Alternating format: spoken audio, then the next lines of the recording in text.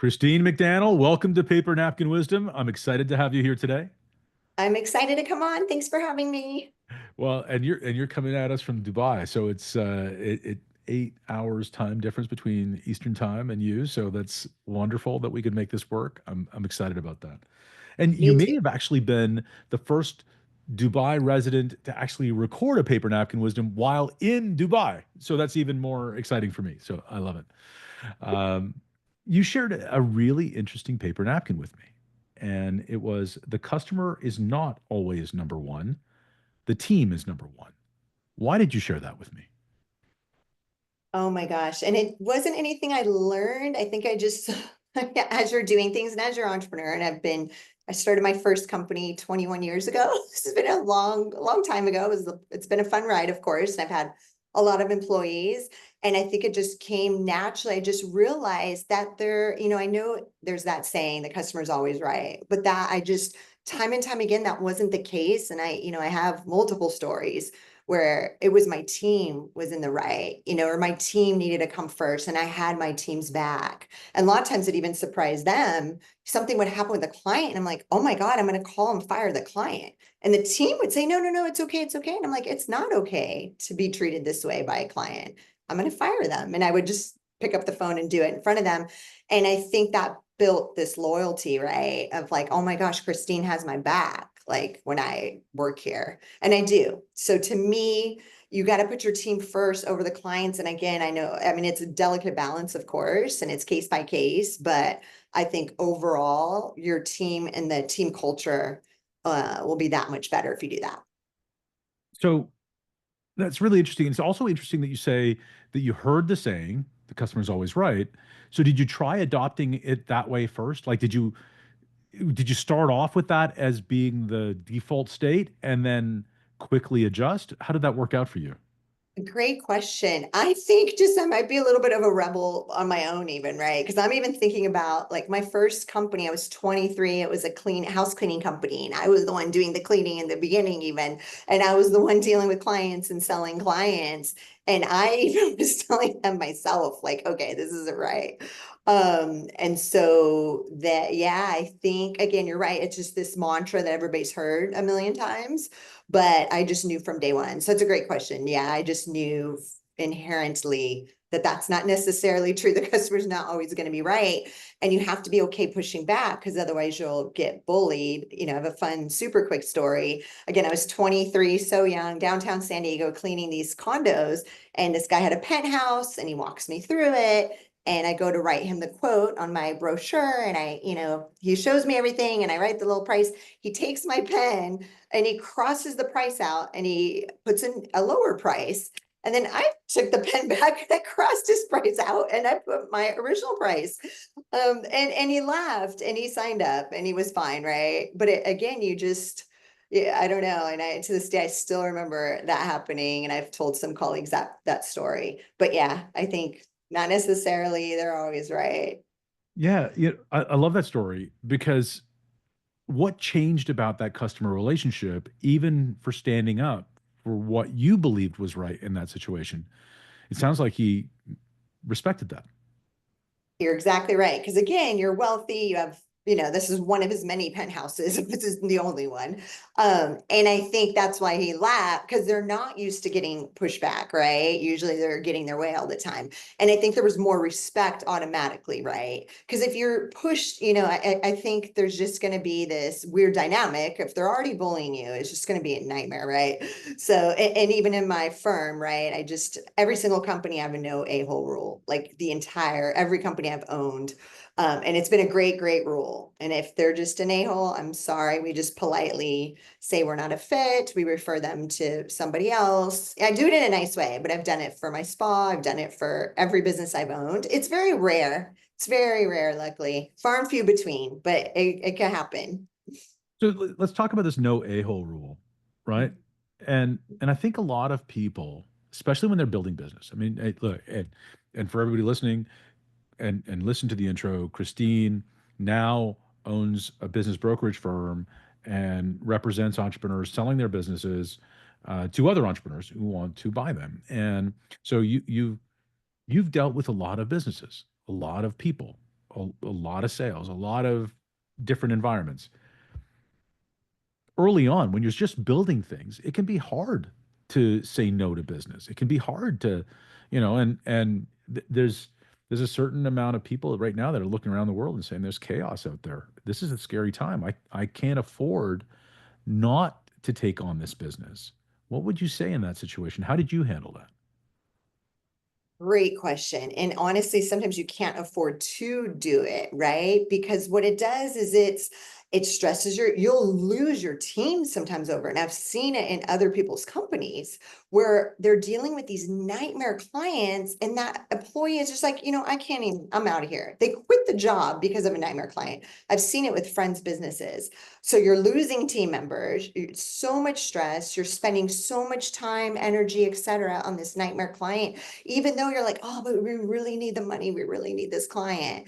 Like it just, I'm telling you, and I think again, that's from years of experience. I'm sure I learned that lesson the hard way a long time ago. And then I finally learned, I guess I learned that what it did was it created a vacuum. So when I did get that courage of like, oh my God, I need, this is lost revenue. It's going to be so painful. But the second I would fire a nightmare client, this vacuum, this hole opened up, and then it sucked in like an amazing client to take their spot, like almost overnight. And the team, and again, you're having your teams back again, and they see that. They're like, okay, Christine has this no a-hole rule. So we know working in the company that if somebody's mean to us, rude, etc., then she's going to have her back and she's going to fire them. And they literally have had probably 3 different employees at least try to stop me. It's no, no, no, don't pick up the phone. No, no, no, don't fire them. It's okay. It's okay. I'm like, it's not okay.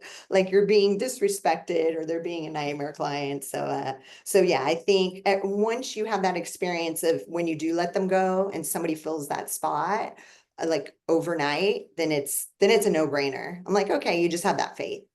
And then it's the other side of it too. I love this idea of the vacuum, right? There's a void that you create by purging the a-hole client, and then all of a sudden that vacuum and sucks somebody else into it, which is really amazing. But isn't it also true that those difficult clients take up more than their fair share of resources too, right? They're kind of terrorists in the business, aren't they? Exactly. Yes, they No, are. no, there's a lot of emotion. If you're not watching this, you should just watch Christine's face. She just threw her head back. It's like, oh my gosh. There is a personal story right there. Probably multiple, and again in different industries, because all my businesses have been in such different industries. So it's like each industry, I'm like, oh yeah, that one, that one, that one. Yeah, so much stress, sleepless nights, resources, payroll, employees all bent out of shape. Everybody's in a bad mood dealing with the client. You dread when they're named. Like I love, love, love, and I think about it all the time that, with my brokerage firm, the Magnolia firm, and we've been in business over 3 years. I get so excited. And my team knows I get excited when I see one of and I'm on the sell side. So one of my clients, I'm selling their business, when they text or when they call me or when we have a Zoom scheduled or I get to catch up. And sometimes I even reach out like, hey, it's been a bit since we've like caught up. Like, can you talk today? I like seeing their name come in on the phone, but you don't want that client when you see their name come through on your phone where you're like, you don't want to answer it. You get this anxiety. So I'm so fortunate that's not been the case in years. That's amazing. So let's also talk about what a great client does for your team, right? I think a lot of people don't understand how beneficial it is for your team to have great clients, right? Don't they develop more? They grow more. They're more loyal to you. There's a lot of benefit, isn't there? For sure. The loyalty, of course. Also that, I want them to be excited to show up to work each day, right? So again, if you have nightmare clients, they're going to be dreading getting into bed in the morning because they don't want to deal with these people. And so yeah, everybody, it's just like, I'm telling you, it's a game changer if you just, and I know it's so painful because I have business. I have a lot of entrepreneurs as really close friends, and they say this client's 30% of our revenue. I can't get rid of them. And I'm like, oh man, that's hard position to be in. So let's talk about that side. I think it's a side that a lot of people don't talk about, right? The impact of bad clients on your balance sheet from the perspective of selling your company, the business valuation, right? When companies are coming, so people come to you to buy businesses. People come to you to sell their businesses. And when you're looking at helping them, how does your wisdom fit into the bill? Yeah, I mean, luckily I have yet, I'm very picky, not only the no a-hole rule, but just in general, I'm picky about the listings I take on. These are A plus plus businesses. These are businesses been around a while, loyal team, incredible reputation, clean books. I mean, like the best businesses, right? Because again, it would be harder for me to sell something that, I'm not going to put lipstick on a pig. We've all heard that saying. I'm not going to do that with a business. Like I want a plus plus listing, to take to market. I don't do that many deals at a time. We usually have a waiting list. So I've not yet seen my seller, and I am in their business. I see it all, good, bad, ugly. I've not had clients where they're like, oh my God, Christine, this client's a nightmare. Like we have this big account and they're so difficult and they're such a nightmare. Like I haven't had that, thank God. So yeah, that example I don't have. But it's interesting, right? You're saying that even for you to take on the listing, you're looking at people who've been around for a while, who have a great team. So a great team, because the team is number one. Like, do you ever see anybody have a great team that doesn't put their team number one? Oh, I like that question. No, no, not a single time because it's so funny on that initial call when they're calling me to think about selling their business, they stress like they've got to keep my team on board. They've got to keep the company intact. I don't want them ripping my company apart and I don't want them letting my team go. Can you please promise me that? And what's funny is I was like, trust me, the buyer does not want your team leaving. Good news. Like they want that's very rare. I haven't even seen that happen once yet, right? People buy the company for the team a lot of times.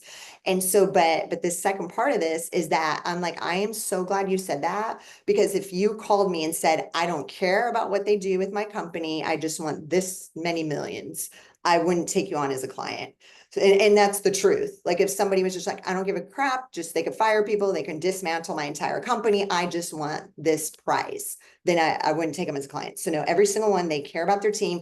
They're so good to their team. You should hear some of these bonuses recently where I'm even like, you're paying them this much? Like they're giving their key people, one person's giving their entire team of 12, like a really great bonus on the day of sale. Another one's giving a huge check to his COO that's staying. I'm like, wow, they're just so generous, which is amazing. I love that I have clients that are that generous and that care about their team, and their team has been there a long time because of that reason. Yeah, and that's why people are interested in buying it, right? You even said that. Buyers are interested in buying that part of it. So if you're not putting your team number one, you're kind of missing the boat as a leader on what people value in the organization, aren't you? For sure. And even my spa, I sold a wellness spa in San Diego that I built from scratch, 2012, sold in 2017. And to this day, the manager is still there. Like the whole team, like for years, I still go into that spa. I used to still go in there when I lived in San Diego, and just to see all the familiar, they didn't get rid of a single person. Those people stayed for years, and to say that the manager is still there in 2025 from when she came to 10 years ago, I guess 2015 is when she joined me. Yeah, it's just so it's not even just so much the founder.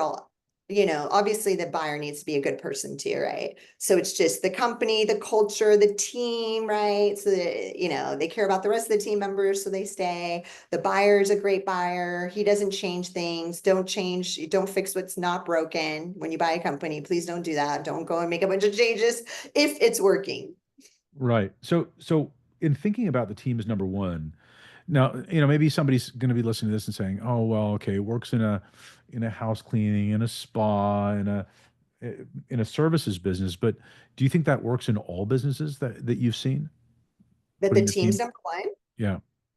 I even had a tech company. So you're talking about the software engineers and developers. They should be number one in the business. Yeah, give me an example of, and again, you're right. Most of my businesses have been service-based businesses. Are there industries that you think the team shouldn't be number one?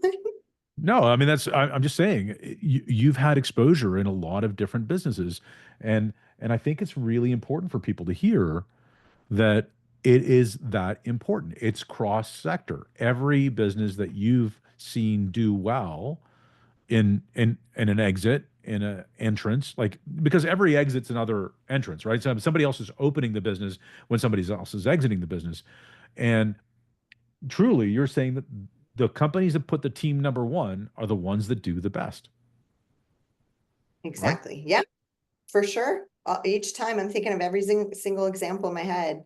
I think it's a big deal. And then myself included, again, I get especially when I sell a company, exit one of my own, I get all this credit and it feels odd because, and I just have to keep reiterating, I'm like, it's not just me, it's my team. Like there's no way none of this would happen. Wellness spa, 37 employees, 2 locations. It's 37 amazing women, but Christine keeps getting all the credit. So I kind of have to say, no, it's them. And it's so funny, even with my very first company, Cleanology, which again was just me, in the beginning, I hired a couple people. I would always say we. Anytime all these years, when I talk about my companies, I say, oh, we this, we did that. And they're like, oh, you have a business partner. And I go, no, it's just me. They're like, why are you saying we? And I'm like, me and my team, like it's not me. And so just by nature, every time I would say we, people would be like, oh, they would assume a business partner because that's how I would just naturally talk. It's not me, it's not mine, it's ours. Yeah. And acting that way is really important.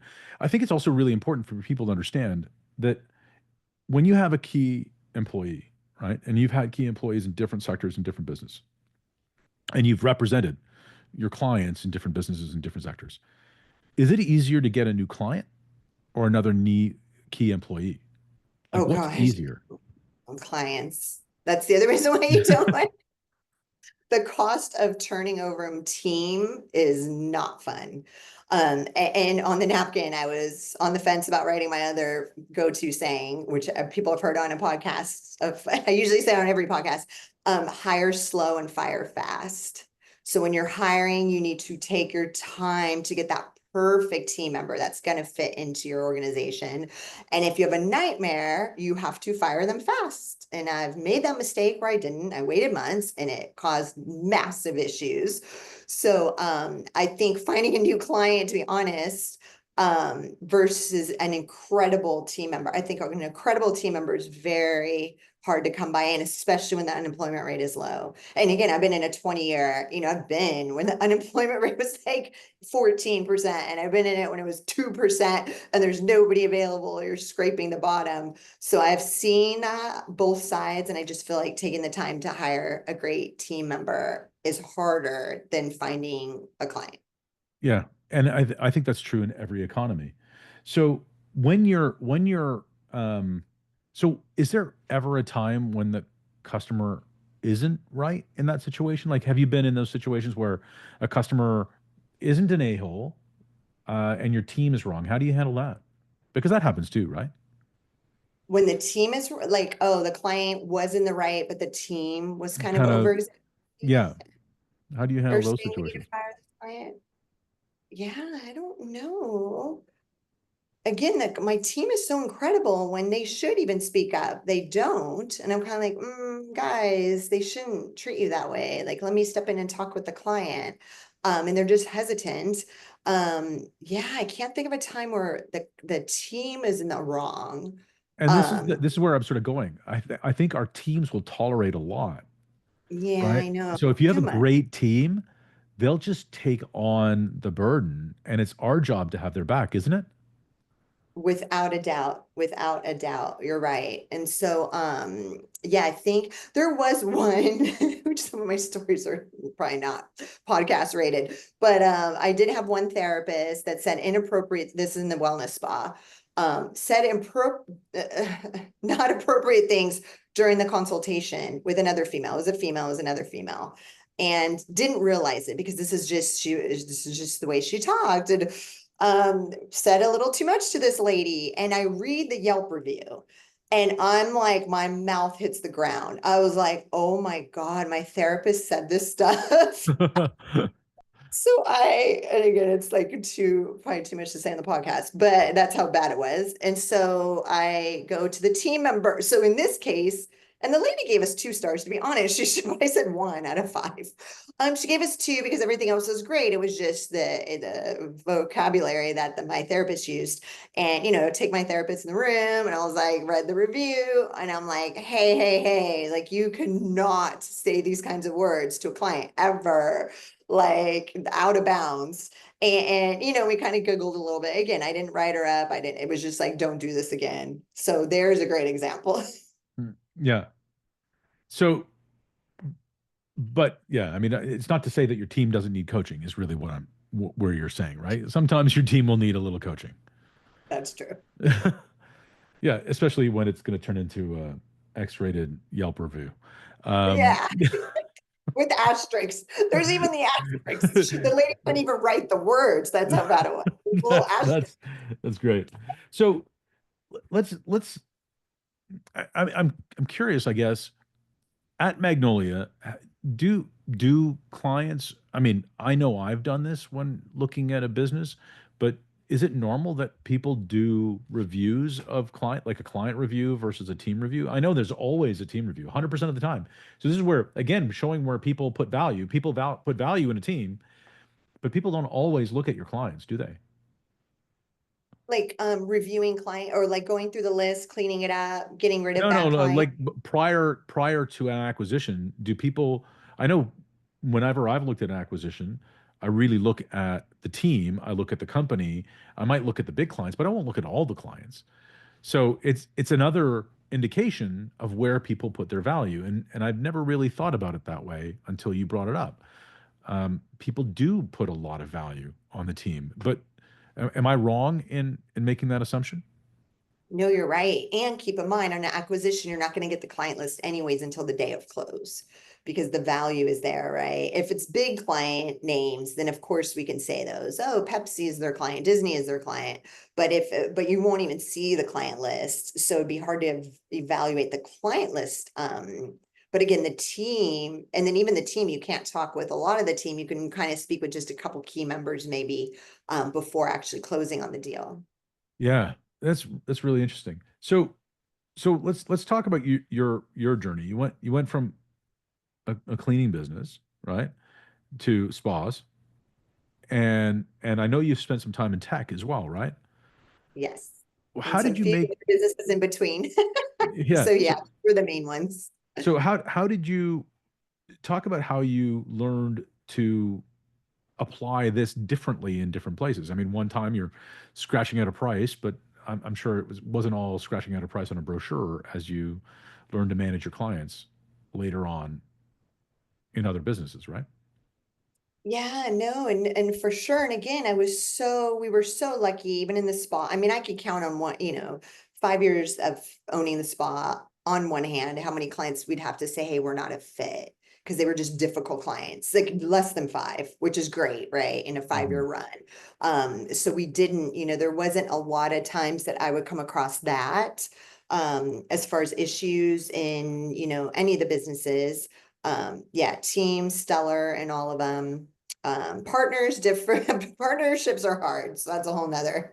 I've had a couple partnerships in all the ventures I've had in the years, and a couple of them, and those were difficult, and it wasn't necessarily their fault. It's just I operate in a very specific way that's hard to operate alongside of. I'm moving fast, you got to keep up, like we're moving. And so my team works great with, I work great with teams, but partners is probably a different story. But I'm still That's friends with all of them at least. yeah. Well, you're a friendly person, so that works. And and do you find it harder to do this? So now you operate in a very remote way from your team, right? We said off the top, you're 8 hours ahead of where I am on the East Coast. So and you're operating from that kind of distance. Do you find it hard to put the team first when you're far away?